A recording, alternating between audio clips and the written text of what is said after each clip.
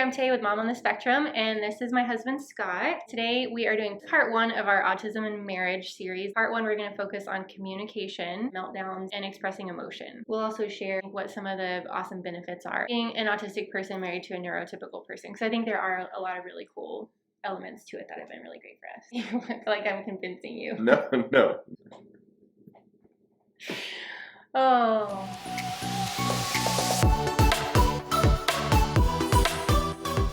Thanks for watching this video. If you're new to my channel, if you could hit that red subscribe button, that's the best way that you can support me so that I can continue making videos for you because I love it. This is one that I've been really excited about making. Scott is neurotypical.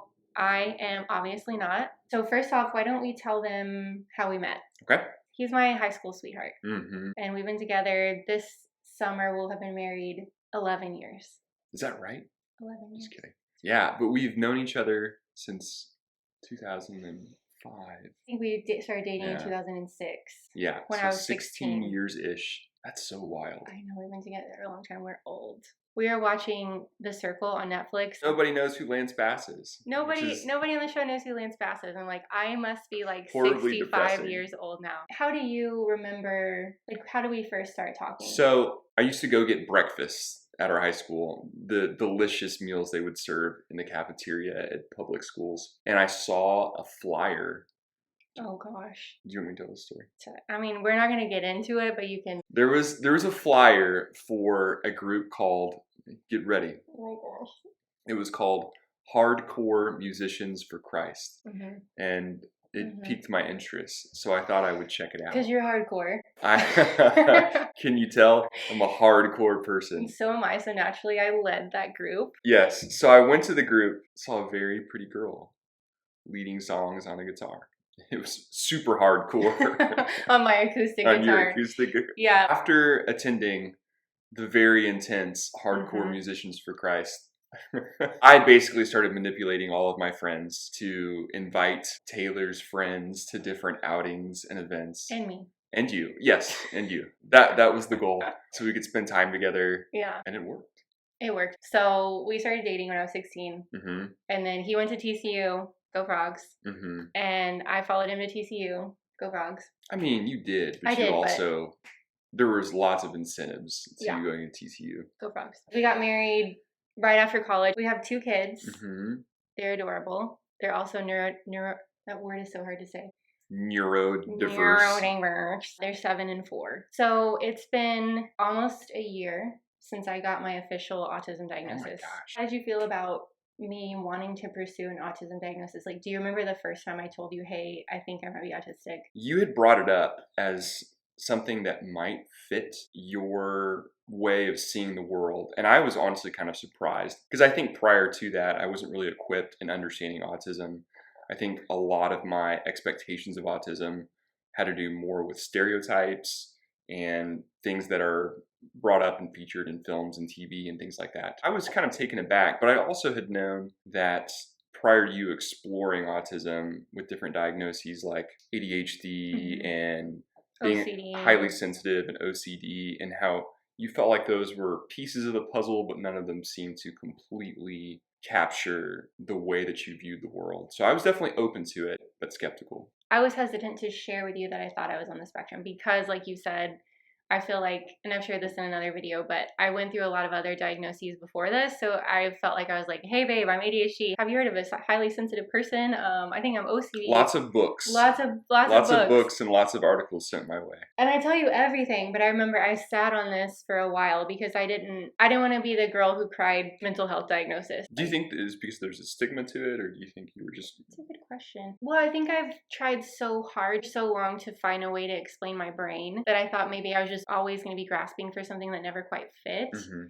So I think almost I was kind of scared of like, oh, this is just one more thing to research the crap out of, because whenever I find something like this, I latch onto it and I do all the research. Sure. So I think it was more so I didn't want it to be another thing. I wanted to be really confident that like this could help explain a lot of the things that I was dealing with. Mm-hmm. So let's talk about some of those things. Like, communication for us, like obviously we're doing pretty well. We've been together for a long time now, like 15 years. So before the diagnosis, how do you feel like our communication was affected by me being autistic? Something that would pop up frequently would be when I'd be hanging out with friends. Taylor would ask me, like, hey, what time do you think you're going to be home? I would kind of communicate in abstract terms, be like, in a little while later. I think something that I didn't realize was creating a lot of tension is that speaking in roundabout terms or even abstractions oftentimes would cause a lot of stress.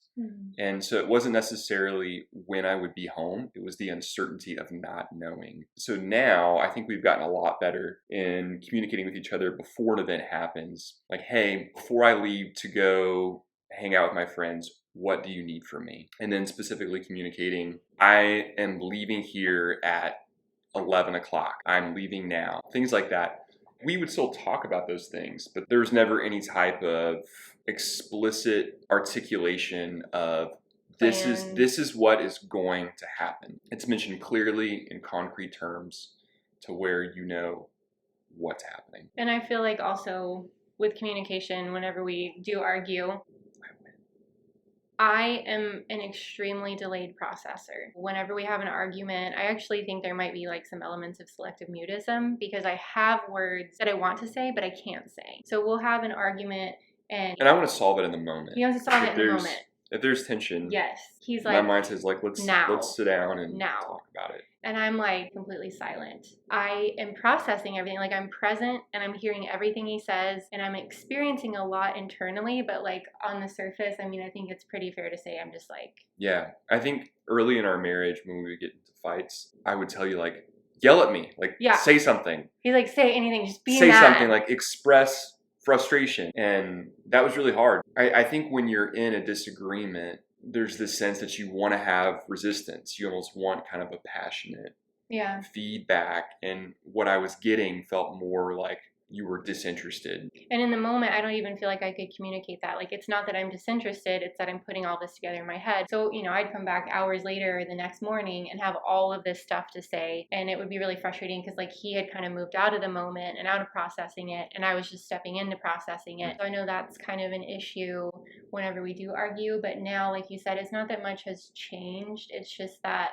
you know, you have a little bit more understanding of where I'm coming from. And I can even just say, you know, like right now, I feel like I'm having some kind of meltdown or shutdown. Like I don't have anything to say about this right now. That doesn't necessarily make it easier on me, but it definitely helps me understand the situation and have a lot more grace for it and realizing like, okay, I need to step aside from this for a minute while you process and we can engage with it later on. Because we always come back to it. Yeah, it's definitely been really helpful in understanding that. I think part of it for me too, there's Thymia in there, which, oh my God. Awesome. Alexa, stop. A little bit of it is Thymia. Let me unplug it. Thymia is the inability to name emotions, to know what you're feeling. I think for me that's really hard too because whenever we're arguing, I experience anger really differently. It doesn't really come through as an emotion. It comes through as maybe my psychologist is helping me. She showed me this thermal imaging map of emotions and it was kind of like, I don't want to be stereotypical, but machine coming to life when I saw like, oh, when this part of your body, when your chest is feeling warm and tingly, that's anger. I kind of was able to put these emotions on different things that I felt in my body. So I'm learning how to express emotion, but most of the time I think what's frustrating, like him saying, be mad, be angry. It's like, I knew that I was, but it came through more so as a way of being rather than like something that I was feeling. Talk about that more. What do you mean by a way of being? It's like I have these experiences that I can't necessarily put into words. And maybe if you're on the spectrum listening to this, you might resonate with what I'm saying. If you have alexithymia, maybe this is just like neurotypical people can't really understand what it's like to like not feel something. It's like now I'm starting to learn, you know, when my chest is shaky and my hands are shaky, like I know, oh, that's anger. I have to feed off of my body cues in order to understand what emotion I'm feeling rather than registering it off of that as like I'm angry. And I think along with that, something that has been frustrating is that I just have like blank expression sometimes. Like it'll seem like I'm totally disinterested in something, but really I'm just processing. Like I've used the image before in another video of a duck sitting on a pond. It's like, it looks like nothing is really happening, but under the surface, the feet are just like working really hard. Sometimes it can appear that I'm really cold. Yeah. And I think even when we do have disagreements, I can pick up on things when you are upset. But oftentimes I don't know if it's something that happened with us or if it's something else. So what would you say, what are some of the signs that I am upset? Like how are you able to pick up on the fact that I'm in a different headspace? You definitely shut down. So what does that look like?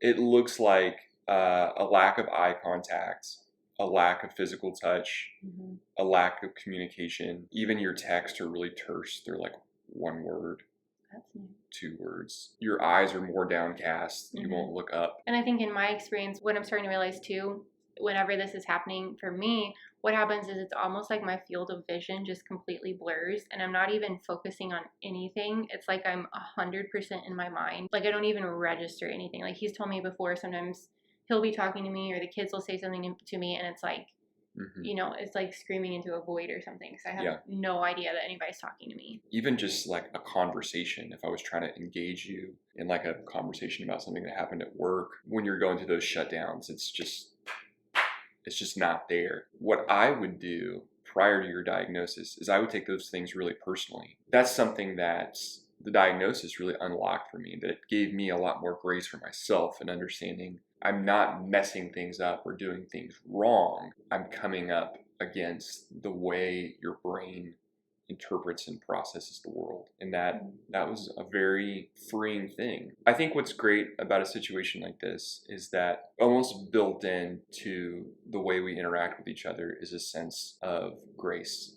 I would say one of our greatest strengths is our communication. We both studied communication. We both studied how to express our needs and our opinions and our emotions. And I think that continual kind of betterment of ourselves and our ability to speak for ourselves, I think has made all the difference in the world, not just with our relationship, but how we interact with our friends and our family and at work. So I think that skill is something that we wouldn't have if we didn't have to rely on that in order to understand each other so well. There have been a lot of really great elements that I think have strengthened our marriage, and I feel really lucky to be married to this guy. Just learning my brain better, I really believe each of our brains is like a fingerprint. Like it's so unique, and each of us experiences the world completely differently. So it gives me a lot of grace, not just for neurodiverse people, but neurotypical people. I mean, what even is neurotypical? I think neurodiversity is a gift. I think it's super challenging, but if you do find yourself experiencing frustrations with relationships, just know that you're not alone and that there are a lot of great resources. I'll post some in the description that have been really helpful for me. My favorite author on autistic relationships is Maxine Aston. Her books have been awesome. So I think, you know, there's definitely been so many challenges and we're still learning and we still have a long way to go. I'm just really grateful that I have you.